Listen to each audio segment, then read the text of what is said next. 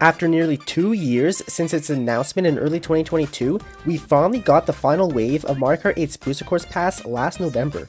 With so many great brand new tracks to race on, and others not so great, it's finally time to rank all 48 tracks from the Booster Course Pass from worst to best. And remember, this ranking is just my personal opinion. Your ranking probably looks way different, and that's cool. Without further ado, let's get on with this ranking. What a disappointing track. I was super excited for Sunset Wilds when it first got announced, that is, until I played it. In a track where the entire gimmick is that the sun sets as you race, the mechanic is entirely absent from this version. And the real kicker is that Mario Kart Tour's version was somehow able to implement this mechanic, and that's a mobile game. Without it, this track just feels so empty and uninspired. Sorry Sunset Wilds, but somebody had to take last place. The only good thing about this track is its music. Oh boy, Nintendo really went overboard with the tour representation.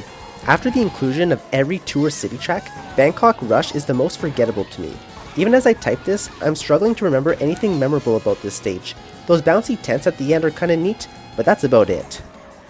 Riverside Park wasn't bad in Super Circuit, but they really should have remade Lakeside Park instead, for the inclusion of volcanoes and debris erupting all over the track.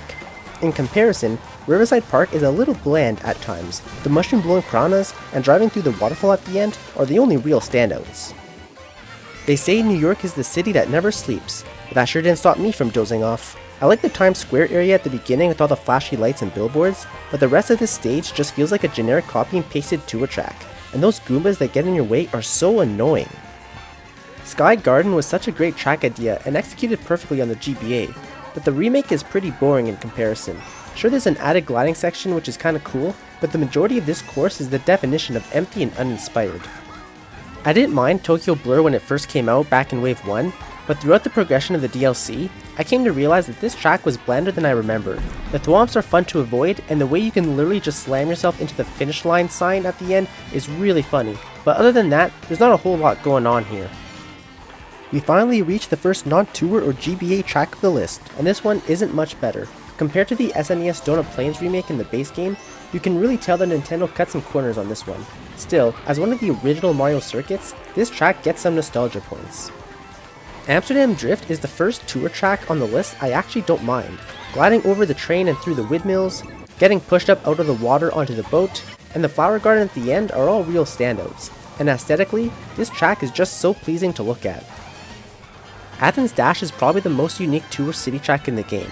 Its setting in ancient ruins really sets it apart from the usual city landscape. Still, this track isn't a favorite of mine. It may look cool, but other than those couple of boulders you gotta watch out for near the end, this track is pretty lifeless. Toad Circuit got a lot of hate at the beginning of the DLC, and while I admit it may be a bit generic and not particularly appealing to look at, I don't think it's as bad as most people make it out to be. As a simpler track part of the first cup to help kick off the DLC, I think it gets the job done. But seriously, how did they pick this over Toad's Factory? I feel like Nintendo did a great job at capturing the essence of London in this one, through the various landmarks and foggy atmosphere. The chain chomps getting sent loose on the last lap is always hilarious, and the jump off the drawbridge near the end is great too if the timing lines up. Roma Avanti takes us on a nice little tour around the capital of Italy. Driving through the Roman Colosseum near the start is especially captivating. Plus, the bridge near the end is literally being eaten by chain chomps as you drive across. If that's not fun level design, then I don't know what is. Personally, I think Sky High Sundae gets too much hate. It's not an amazing track by any stretch, and is still in my bottom third, but I definitely enjoy this one more than most. The steep slopes and gliding through the ice cream are the obvious standouts. It's just weird that this whole track uses underwater physics. I'm sure by now you can tell I'm not the biggest tour fan. Still, Los Angeles Laps is one of the better tour tracks in my opinion. Driving across the beach and the oil well field is quite fun actually. However, my favorite part about this track is that you get to glide over Dodger Stadium, and with the Mario and Bowser billboards in the background, this definitely takes me back to the good old Mario Slugger days. What a fun Easter egg. As the final tour track added to Mario Kart 8, Madrid Drive is not too bad. Driving through the mall near the start is a lot of fun and reminds me a bit of Coconut Mall. However, I just love the museum section shortly after with all the fun and unique paintings to look at. This section was way too short in my opinion, and should have had a much longer sequence in the track. I know a lot of people thought the train mechanic was annoying in the original, but I just absolutely loved this track as a kid.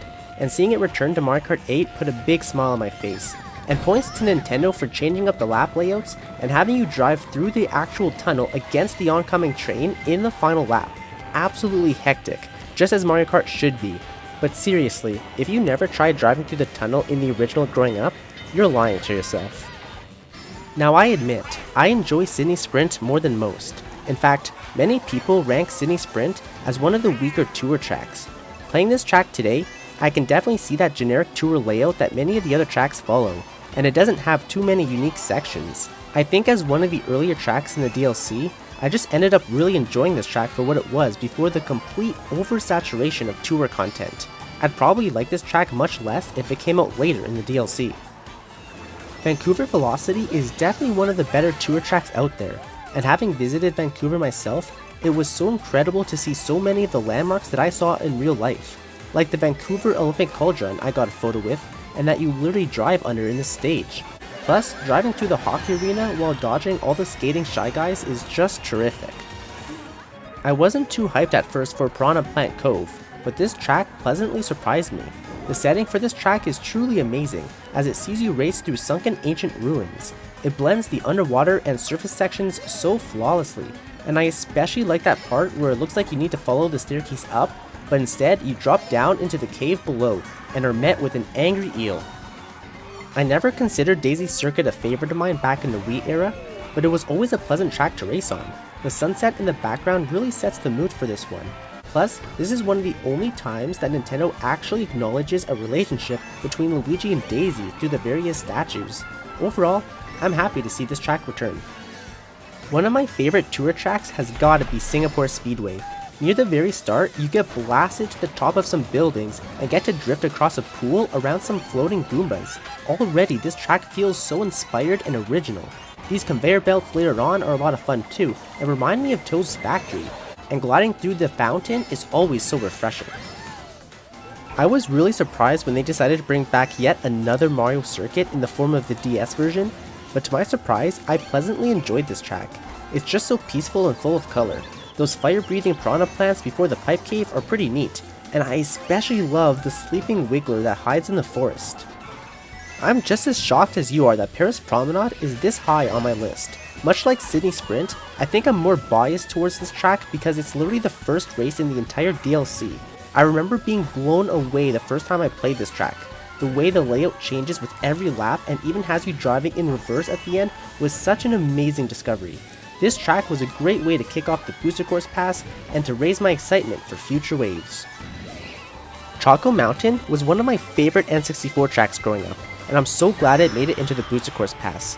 Driving through the cave to the gliding section, trying to avoid the massive boulders falling down the mountainside, and hitting those jumps right before the finish line are some of my favorite highlights. Snowland was another pleasant surprise for me. For such a simple and small track, I honestly really enjoyed this one. Combined with its light-hearted music, there's a special charm and atmosphere here. The way some of the item boxes move around on this stage is so neat, and don't even get me started on all those adorable penguins. I was pretty excited for Blue Lake when this one got announced, and it did not disappoint. It's a pretty short track, but super fun. I love how they added elevated anti-gravity sections along with an underwater section compared to its GBA counterpart. Mushroom Gorge was always one of my favorite Wii tracks as a kid. I feel like some of the visuals in this version fell a little flat with the very solid grass and cliffside textures, but the level design is still there. The bouncing mushrooms mechanic was always what really made this stage, and I love how the blue mushroom turns the rest of the cave into a gliding section. Like many others in the Booster Course Pass, you can definitely see some of those ugly early DLC textures in this one. However, this stage is just too much fun to race on. All the tight twists and turns make this track so hectic yet satisfying when you're dodging all the vehicles. Playing this one on 200cc is always a good challenge. Plus, this track's music is absolutely banger. I really enjoyed seeing Peach Gardens make a comeback. Like many of the tour tracks, they made it so that on the final lap you drive in reverse, which was such a cool surprise, and you can even high-five the Luigi hedge in the gliding section. My only complaint is that they removed the item boxes that follow the chain chomps in this version. Berlin Byways is my absolute hands-down favorite tour track. I'm pretty lukewarm to most of the tour tracks, but this one just hits different. I love how you can actually trick off the womps as they fall, and you can even take a brief detour through the parked C-Train. The music is also just amazing in this track, and I can't help myself but to jam out to it every time I hear it. I forgot how good Rosalina's Ice World was. In the sky, you can see certain planets from Super Mario Galaxy, and you literally drive past the Comet Observatory. In addition to these amazing Easter eggs, the track is just really fun to race on. During one section, you can choose to go the underwater route or to race on the ice above.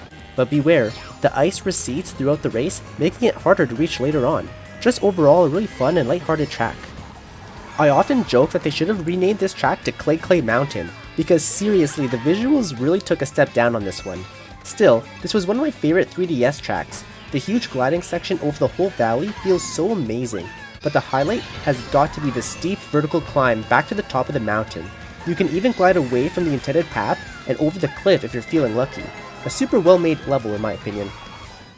Ninja Hideaway was definitely the standout in the first wave of the Booster Course Pass. Seriously, driving through this hideout at the top of the mountains all the while watching out for the Shy Guys that turn into bananas, for some reason, and rocking out to that music will never get old. And is it just me, or does anyone else have trouble making the sharp turn on the final corner? Koopa Cape was a Wii fan favorite. It's pretty good in this version too, but it feels kinda narrow at times. I don't remember the Wii version being this tight. Also, I wish they would have kept the underwater section as a tunnel instead of using the half-pipe version for Mario Kart 7. Some of the textures stick out to me in this one as well, however, it's an overall fun track with a great layout. I was ecstatic when they brought back Waluigi Pinball, a DS fan favorite right here, and it plays and looks really great on the Switch. I love the open area near the end, when all of the pinballs are flying around like crazy and at random, and the lights and the colors really help stand this stage out from the rest. A hectic yet amazing track indeed. I was not expecting Moonview Highway to make its way into the DLC, so I was pleasantly surprised to get this one. This track always had a great layout. You gotta dodge all the vehicles and bomb cars, and use all the boost pads under the bright lights and billboards of the lively city. Squeaky Clean Sprint is one of the most creative tracks in the entire game. With the setting of the race taking place in a giant bathroom, I can only imagine that they took inspiration from Ribbon Road. At one point, after driving through the bathtub, you get sucked into the drain, and later, you have to glide over an erupting toilet. Just the detail in this stage and in the background alone astonishes me. There's just so much to look at. I'm still finding new things every time I play this track to this day. Who doesn't love Coconut Mall? Ever since its debut on the Wii, I fell in love with this track. Taking you through the mall and up and down the floors is such great level design. I also love the addition of the mural inside the mall, which didn't exist in previous versions. And those spinning Shy Guys at the end are always ready to end your career. Daisy Cruiser was always one of my favorite Double Dash tracks growing up, and the remake in the DLC is just as good. The dining hall where you have to avoid the moving furniture and getting blasted out of the chimney are the obvious standouts. DK Summit is an absolute blast. After getting launched to the top of the mountain, you have to make your way back down through various jumps, avoiding ledges, and avoiding, whatever this is. And how epic are those snowboarding Shy Guys at the end?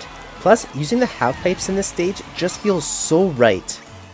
Bowser's Castle 3 is the greatest remake of any SNES track, period.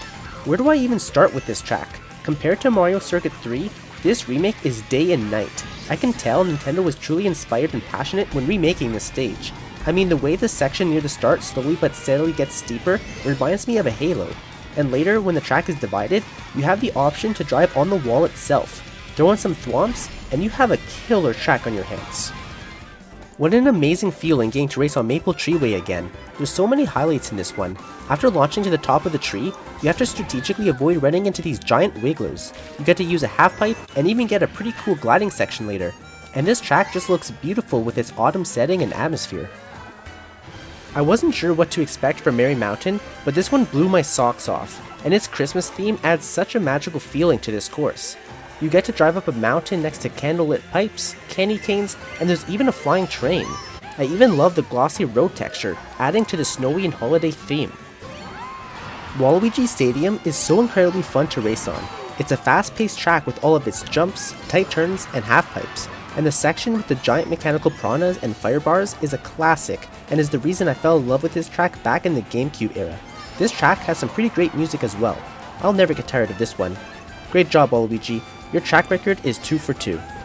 I cannot express the love I had for DK Mountain as a kid. This track was always so much fun and hilariously hectic. The remake in the DLC is amazing and adds a whole new life to the track. Avoiding the boulders all the while taking those sharp turns on your dangerous descent down the mountain is always sure to give me an adrenaline rush. And I love how the bridge at the end is always wavy in this version, really adds to the pressure and suspense. What can I say about 3DS Rainbow Road other than that it's groundbreaking in every way? I mean seriously, at one point you are driving across the rings of Saturn. Later, you get to trick off the craters of the moon itself. And near the end, you get this rotating cylinder that you have to time as you drive through to hit the gliding pad. Everything about this track and its music is truly special. There's a reason that this is many people's favorite Rainbow Road. While 3DS Rainbow Road is truly amazing, I'm just too nostalgic for the Wii's version. This was the hardest and most hectic track back on the Wii growing up. Everything about the track design, limited guardrails, gaping holes, and split paths I absolutely love. At first, I wasn't sure about the sparkly road effect that Nintendo gave to this version, but it really grew on me. I think this track looks really beautiful, and it's just as fun as ever to lose my mind on. Plus, when you fall off of the track, Nintendo kept the animation of your character burning up in the atmosphere from the Wii version, which is a hilarious detail. The best track in the Booster Course Pass has gotta be hands down Yoshi's Island. I mean, where do I even start with this one? As someone who grew up with and loved the original Yoshi's Island for the SNES, this track just hits you like a ton of bricks with the nostalgia. Everything about this track is a love letter to the original game, from the details in the background, to the enemies, and even to the music. It really feels like I'm a kid again playing one of my favorite games. They even have this cute Nep Enut in the background, and this winged cloud you can hit to activate a shortcut. The level design is just amazing too, taking you through a river and over an erupting volcano. And when you complete the track, instead of hearing the traditional fanfare, you are welcomed to the Yoshi's Island stage clear theme instead. How amazing! And that concludes my ranking of Mario Kart 8's Booster Course Pass. I had a lot of fun making this video, as Mario Kart has always been one of my absolute favorite game series. Let me know what your rankings are in the comments below. If you're still here, I want to thank you so much for watching until the end of the video. I hope you enjoyed. And with that, hopefully I'll see you all again next time, and have a great day.